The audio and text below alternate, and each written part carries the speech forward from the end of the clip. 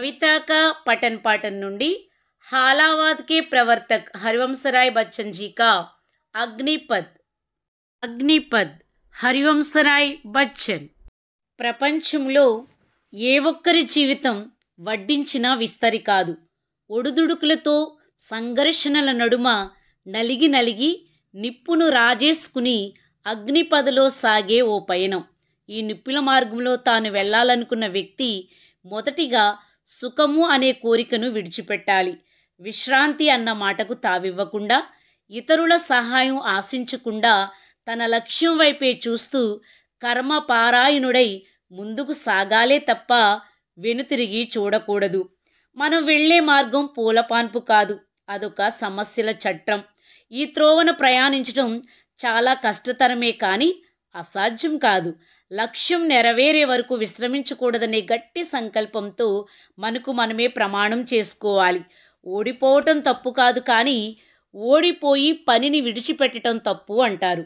జీవనయానంలో కఠిన మార్గంలో వెళ్లాల్సి వచ్చినప్పుడు ఎలా వెళ్ళాలి అన్నది తెలియజేస్తారు.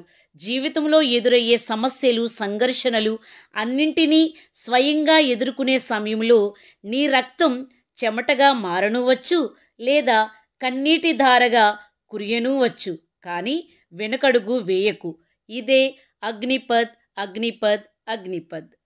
हरिवंशराय बच्चन जी का प्रमुख कृतियाँ: मधुशाला 1935 में, मधुबाला 1936 में, मधु कलश 1937 में, निशा निमंत्रण 1938 में, एकांत संगीत 1939 में, आकुल अंतर 1943 में, सतरंगिनी 1945 में, बंगाल का अकाल 1946 में, हलाहल ये भी 1946 में, खादी के फूल 1948 में और मिलन यामिनी 1950 में।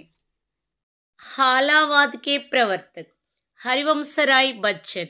हिंदी का बायरन किसे कहा जाता है? हरिवंशराय बच्चन को। फ्रेंड्स, इंग्लिश कवित्वंलो జార్జ్ గార్డెన్ బాయరన్ ఎంతటి ప్రసిద్ధో హిందీ కవిత్వంలో మన హరివంశరాయ్ బచ్చన్ కూడా అంతే ప్రసిద్ధి చెందినటువంటి వారు. హరివంశరాయ్ బచ్చన్కి ఆత్మకథ క్యా భూలూं క్యా యాద్ కरूं यह 4 खंडों में है.